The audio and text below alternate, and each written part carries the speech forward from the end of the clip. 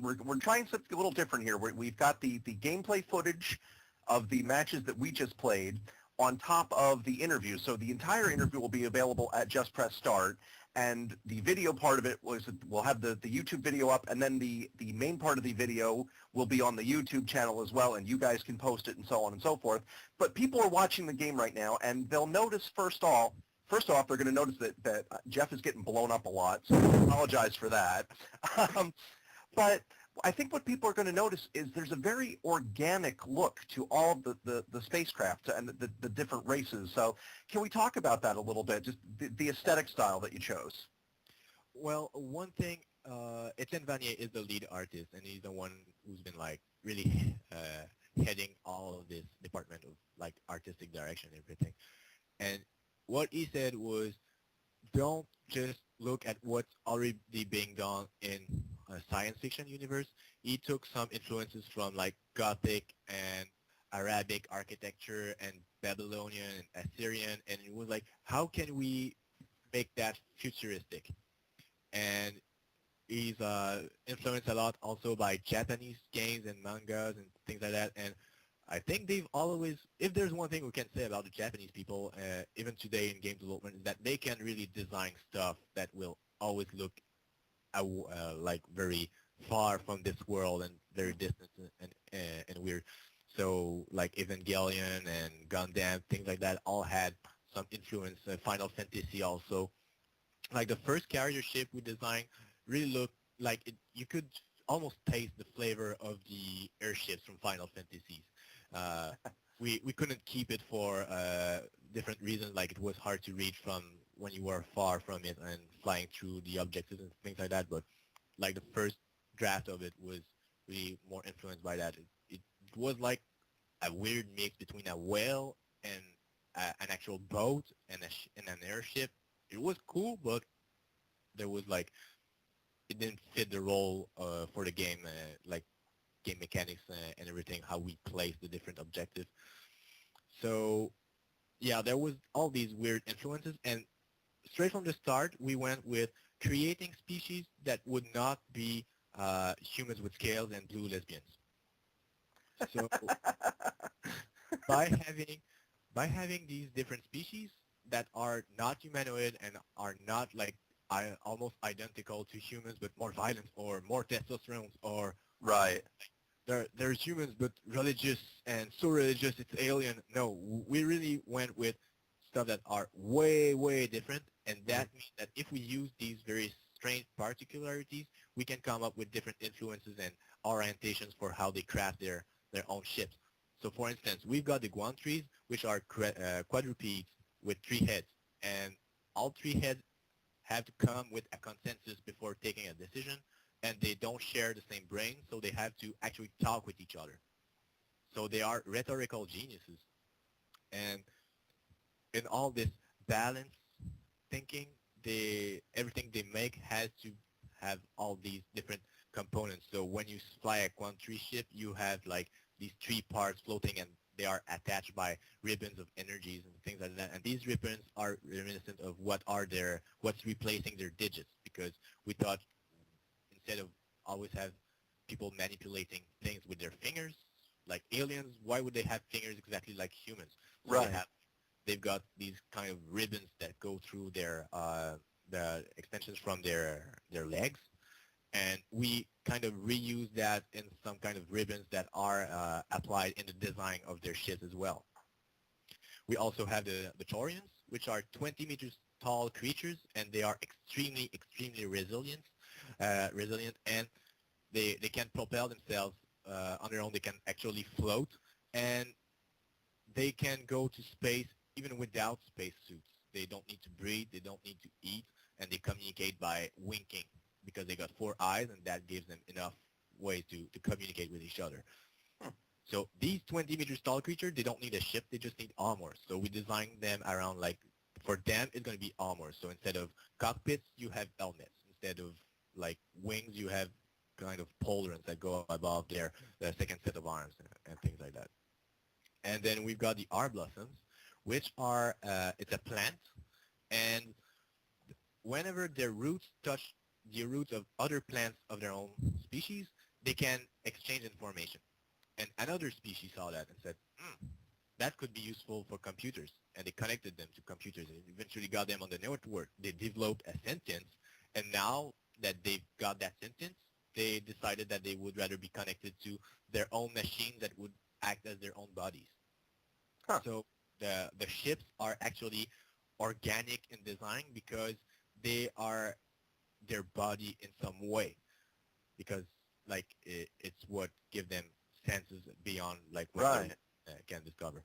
So when you look at the design of the countries, you're going to see a lot of needles and stuff that might look like actual bird wings and things like that, because they are influenced by the fact that this is their body and not just a machine they are in. So let's talk a little bit about gameplay balance and the depth of gameplay, because it's not just a matter of just pelting the enemy carrier with as much damage, for as much damage as you possibly can, DPS kind of thing. There actually are strategic aims at taking out certain parts of the ship while useful to the metagame itself, also affect the ways that you can go about it. And then there's, much like the Wing Commander 3, the ability to fly through ships that turns it into almost another game. So like a descent type of game. So why don't we talk about that a little bit? Well, if there's one thing for sure is that we are trying to make a game that would be a strong contender to be an esport, and Right. to do that, we need to have very, very, very complex systems and always have something new to learn about the game. And myself, like, we just made Bran, and like it's deceitfully complex, but in essence, it's kind of simple. So I am always like rushing toward the games that really like mess up with my mind. Mm-hmm. So I wanted to have a go at that. So we just thought, what can we do to make it more like tactical while still having all the action of dogfighting and having to fly in three directions and all that. So having different objective and having to dismantle a big ship part by part just was a good fit with that, because you don't necessarily have to manage 30 different abilities. You just have to coordinate your attacks and communicate well with your team to make sure that you all concentrate on the same areas and things like that. It was just a good compromise for this situation, that having to fly in three directions and having to have complex goals that are beyond just shooting at people or shooting at a big ship. Right. And since we didn't get, I don't know if our video run through actually included anyone flying through the ship. Let's talk about just the scale of these enemy carriers that we're attacking. Yeah. All right. So they measure like 13 kilometers long, and like this is the explanation as to why you need to be multiple people shooting at it at the same time. Like one small gunship won't make a dent on something that is 13 kilometers long, right? So we had like this huge sense of scale, and at the same time, one thing I wanted for sure is to have this sense of speed, which in my opinion is lacking in every goddamn space sim I know of. So, and like my the main programmer, Pierre-Antoine, when it was on the game, I was always saying, no, make it faster. It was like, it's gonna be crazy. We can't control it. No, make it faster. We're gonna find a way, but we're gonna make it faster, and then we're gonna make a bigger ship if we have to, because like you can't just go from one side to the other of the ship in 3 seconds, right? So we had to make it bigger so that we can fly faster, so that and so on and so on, until we had the right equilibrium between speed, size, objectives, gameplay mechanics, being able to boost and everything. And once we all had that set, it was the first step actually to making God Factory, and then we could move on to the more complex mechanics. So has it been difficult keeping everything in balance? I mean, you're trying to balance a game with all these different races. You're trying to give it an immense sense of speed, which I think people should be able to pick up from watching our playthrough, that it is a very fast game, and it maintains that solid, even right now in this early stage, it was maintaining a solid 60 frames per second for me, even at the highest, the highest graphics level, the highest resolution, which is incredible. So you're trying to keep all of that together. Yeah. Plus you're trying to get Brand greenlit. Yeah. Plus you're trying to get God Factory greenlit and a Kickstarter. How do you guys try? Don't make me try. Yeah. It's a lot on your plate at one time, is what I'm. Yes. Yes. It actually is. It definitely is. But a guy gotta do what he's gotta do. I don't have a magical explanation for all that. There's a lot to manage, but I've got such a great team, and I think it's just the fact that I wish I could consider myself as good as they are. So I try to do everything so that the company can pick up. And like, in the case of brand, we made about maybe a little over 20,000 with that game. It's not sufficient to keep us afloat. We Right. worked that game for over a year at full time now. Hmm. And we are, like, among all that, we are also making a remake of Brand, by the way. It's going to be called Brand Fit for a King. And it's going to be completely amazing in terms of how boosted up in the terms of graphic and quest lines and everything. We're really trying to make it even bigger. It's our response to the fact that we probably will never go through Steam with Brand. We thought, well, let's remake it and make it worthy of what the people on Steam think of games. We're going to show them, look, we had that. You did not greenlight it. We're going to do something even better. And the thing is, with Unity, we have an easier time than when we were on Brand working with XNA. We went from one programmer with XNA to two programmers with Unity, and that, no joke, increased our development time, or rather fastened our Right. development time. We are 4 times faster. Wow. So what we could do in a month, we can do in 1 week, just because we switched to Unity and had a second programmer on hand.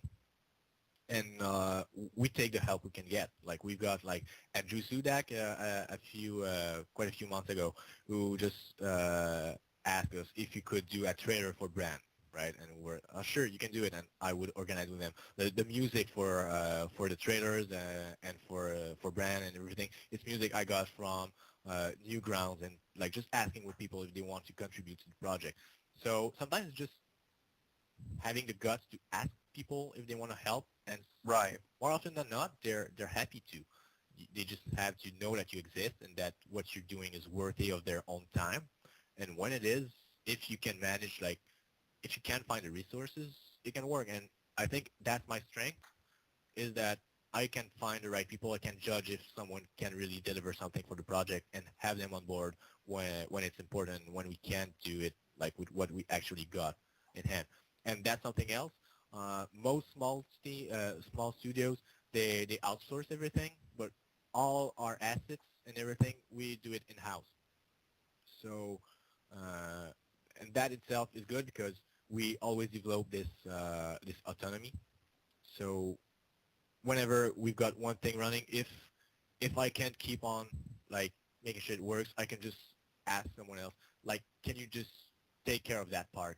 Like for the Right. Brand remake, for instance, it was all on Pierre-Antoine, and then on the intern we got inside and we told him, hey, do you want to actually like rework Brand and discover what it's like to port it to Unity? And was like, well, I just get to work on 2 cool projects instead of just one. That's fine by me, right? and and that's how we manage. We just divide the things, and since we're all very polyvalent, we can all do more than one thing. There's no one trick pony in Ninedot, and I think that helps a lot. Now, the other thing you just got, so I saw here on your Kickstarter update, you've gotten an Oculus Rift dev kit, Yes. and the game has been optimized to work with that. So, as it says here, here's a spoiler: it rocks. We'll make sure to link this YouTube video up to everything that we do as well. But tell people a little bit about just how that's going to affect how you play this game, which is already, like I said, pretty damn cool with just me and my Extreme 3D Pro trying to blast your fellow programmers out of the sky a little while ago.